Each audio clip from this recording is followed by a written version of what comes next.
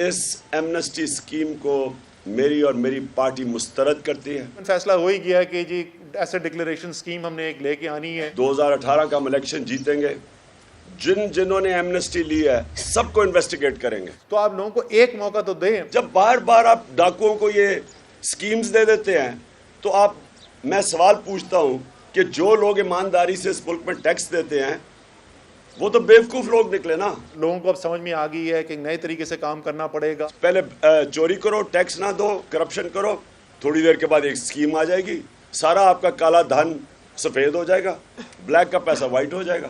تو ہم بھی کہتے ہیں یار ہمیں لوگوں کو جیلوں میں ڈالنے کا کیا فائدہ؟